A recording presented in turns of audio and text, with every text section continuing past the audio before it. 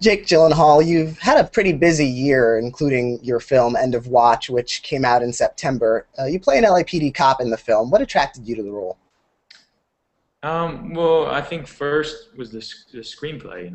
I read it. I remember reading it at the sort of right as the sun was rising in LA. I'd woken up really, really early and had been told that this was a really wonderful script. And I remember I was a little jet lagged, and I picked up the script. I read it at probably around 5 a.m. And as the sun rose, I finished it. And I just thought the dialogue was wonderful. It was a movie that is a genre that we've all seen before in one way or another, but it was about a really unique friendship between these two guys that I felt was the heart of the whole movie and felt original to me. It transcended that cop genre movie, and it made it about two people who love each other and two people who do anything for each other. And to me, that's a universal story. It doesn't matter what genre it's in. So I think that was it. And I really think that world was a world I knew nothing about, and I was really interested in learning. And I continue to be learning about worlds that I know nothing about, and having that influence and having that impact my life, and eventually, help me become a stronger, better person. But I think all of those reasons that I was attracted to the role. Is that something that drives your decisions when taking projects? If it's something that you're not familiar with, that you want to become familiar with? Yeah, I mean, I think that's the wonderful part of being an artist in general, is exploring worlds that, and in many jobs, is exploring worlds you don't know anything about and usually are much more interesting and much more important than yours. That to me is everything. I would like to know, like, on my deathbed that, I had explored the world in a way and had really ventured out into areas that I was afraid of or had judgments about, and eventually had them changed and evolved, and that I, came into this lifetime to learn something, and hopefully I did. And that's what I would hope for, and that's what my job lets me do. So What kind of preparation did you do for the role? Did you do a lot of research about the LAPD? I spent 5 months preparing for the role. Um, I was on ride-alongs pretty much 2 or 3 times a week, from usually like 4 p.m. Late afternoon until early morning the next day, with 4 or 5 different sets of police officers in the sheriff's department, the LA County Sheriff's Department, LAPD, and Inglewood PD. And Michael Pena and I would, spend our pretty much our afternoons and rest of the evening and the morning with these guys 2 or 3 times a week. And then we did sparring and fight training in Echo Park, the dojo in Echo Park, every morning, 5 days a week, and then rehearsals in between that, because the dojo was in between us going over into Southeast LA. David Ayer's office was in the middle of the two, so we would usually stop over there. We'd have lunch and we'd rehearse a bit, and then we'd go on a ride along. And we also did live tactical training 2 times a week. So it took for 5 months. It was complete devotion to this world, to the guys, the police officers, the law enforcement that we're involved in, and rehearsing for the movie. It was a 5 month process for a 22-day shoot. So mostly the movie was the preparing for me, and for everyone. So you did a lot of physical preparation for the role. Does that mean you did a lot of your own stunt work, you and Michael Pena? Yeah, I mean, yeah, we didn't really have a whole lot of money to have stunt guys on the movie, and I think majority of the movie, there is action in the movie, but a majority of the movie is really about their relationship. So if you call driving a cop car stunt work in certain cases, Michael was actually driving the car through most of the scenes. We just didn't have enough money or resources really to have any extra hands, and so yeah, we did all that work, pretty much all that work ourselves. As you mentioned, the film has a fairly small budget, and a lot of it has a first-person perspective since your character is filming a lot of the footage himself. What was that aspect of the production like? Did you and Michael Pena do a lot of the camera work as well, the way it appears in the film?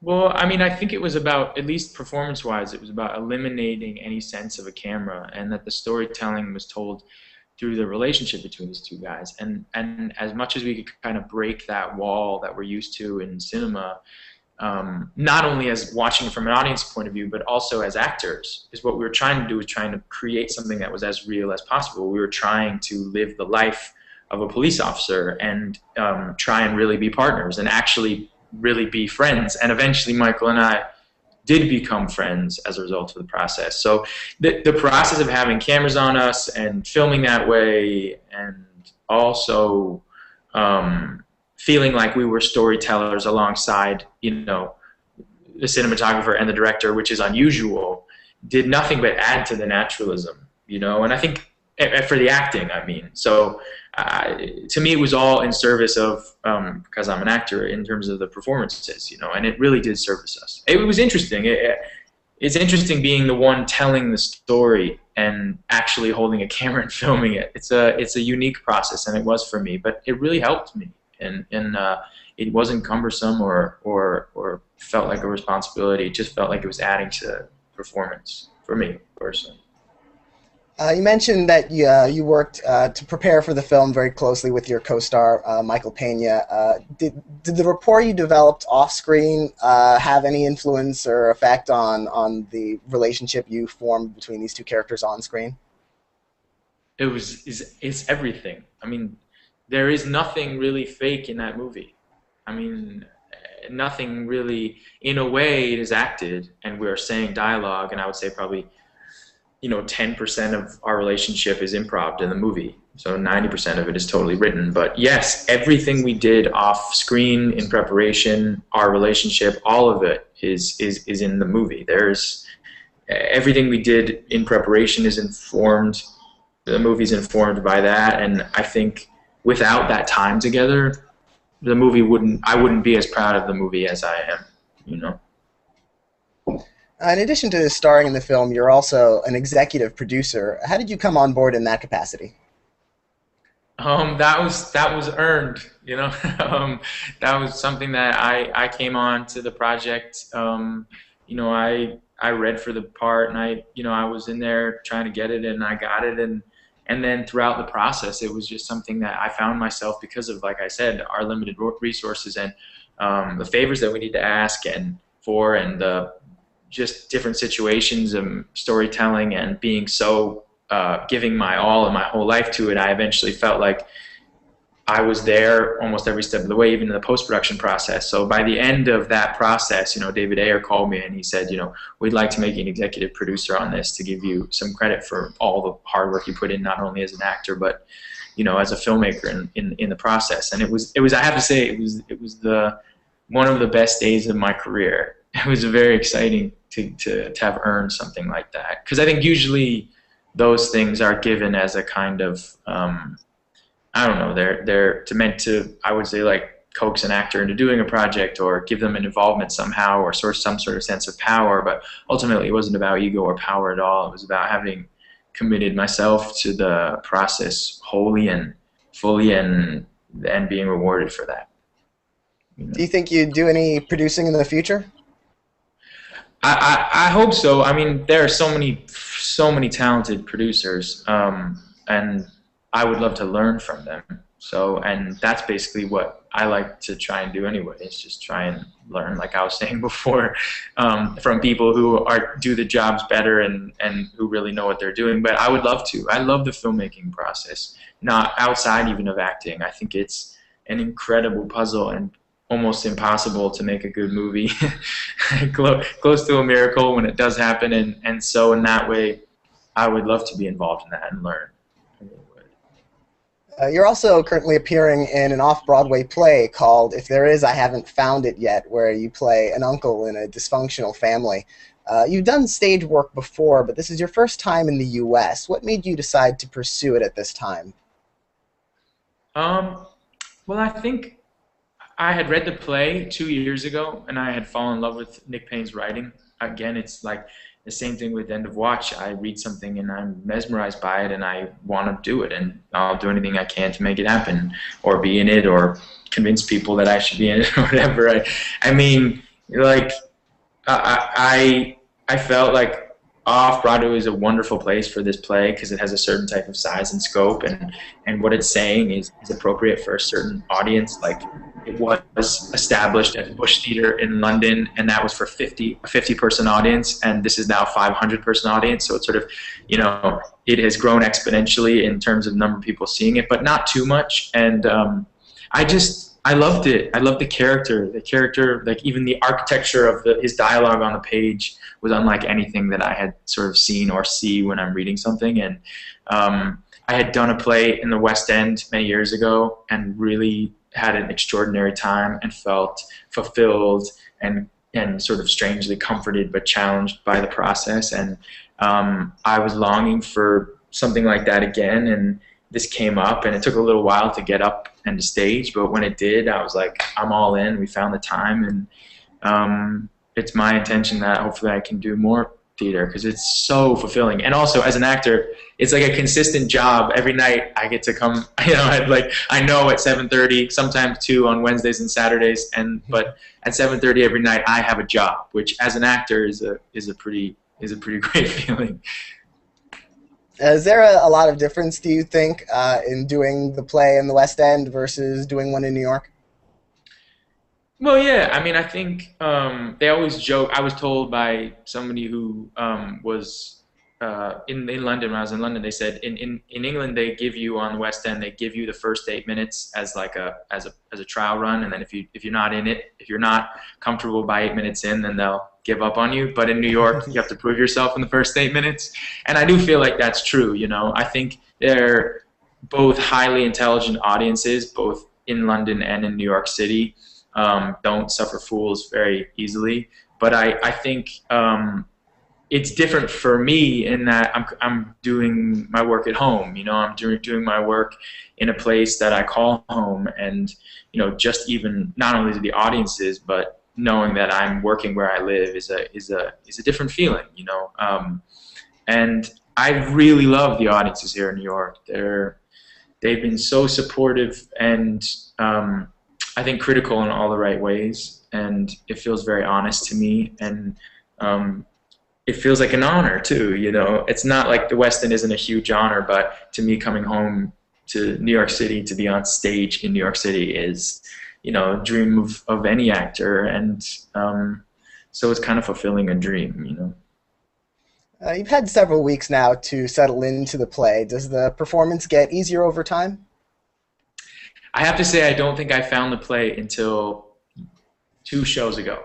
We're over 80 shows in. So, I think it as any process does, I mean, you are in the rehearsal process. We have a lot of strange conceptual ideas in this play. We have a lot of water in the play, and we have a lot of props, and we have a lot of things that we're throwing around in it. So for the very first part of it, it was like just the fear that you were going to get all those things right. And that took a couple weeks to kind of get out of our systems to get towards the heart of the play. And we have a new lead actress in our play too, who started 2 weeks ago. So that was a little bump in the road. I think we finally have a show that we understand, and that the history of each character is very clear. And even in preparation for End of Watch, it's like I realized it took me 5 months to even get to barely get to an idea of something that I understood. And maybe it's just that I'm not the sharpest tool in the shed, but I think getting inside anything takes a while, and it takes patience. And that's how I feel about theater, is that you learn from the audiences.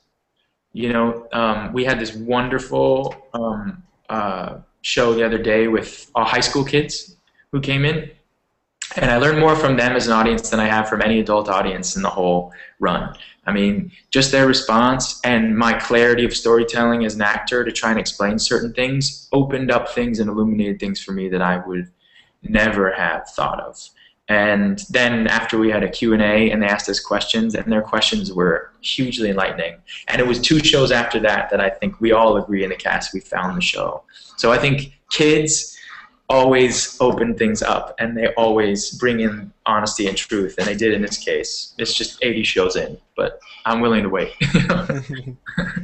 How much longer does the show run for? It runs until December 23rd. We just got extended, so we take a little hiatus on November 23rd, and for like 10 days we come back on December 8th, and then we run from December 8th till the 23rd, and then we'll be done then. Are you looking forward to the end? Like, will it be some sort of relief, or are you dreading when it's all over? Well, as an actor, you're always like, what am I going to do next? I'm lucky enough to have another job after this, and working with someone who I greatly admire, who I just worked with on the last movie I did. So that's a nice sort of bookend to this process. But I'll miss it, and hopefully I'll be able. And the cast, I mean, I haven't really thought about that too much, except I'll miss the character too. I love Nick Payne's writing, and I love the character of Terry, who was the name of my character I play, and he's just such a. I do learn from him every performance, and I learn from the audiences. It's greatly humbling, and it's sometimes even humiliating, and and I think that that's something that I'm gonna miss, and I'm gonna long for, and hopefully we'll get back on stage really soon. But yeah, I don't think it'll be a relief. I love to work, like it's every time I'm doing it, I am excited every night, and I have not been bored once. So I can't imagine that I will be anytime soon. Going back to film for a moment, you were nominated for an Oscar for Brokeback Mountain in 2005. At that point, your career was already starting to take off. But would you say that film and that nomination had a significant effect on your career since then? Did it open doors that weren't open before that? Definitely. I mean, look, I mean, up to that point, I had been working for a number of years before that, so I feel like I had been sort of laying groundwork in a way as an actor and trying to get a certain amount of experience, and knew a number of people at that point. So it wasn't just like out of the blue, though I think that the nomination itself and the movie in particular was incredibly influential on, just people sort of saying, who is this person? I'm interested, I'm going to look at them. And I think that, opened many, many doors. But most of all, it was the movie. You make a movie that's special, you make a movie that you care about and people respond to, that happens to come around at sort of like the perfect historical time, and you ride that wave, and the Academy Awards and the awards thing is a part of that, and it's a huge honor. But I would say it was all of it all together, and is a cherished time in my life. So. Well, thank you very much for your time. I wish you the best of luck on the rest of the play's run and on your future projects. Thank you so much. Thanks for taking the time. All right, no problem. Have a good day. Okay, you too.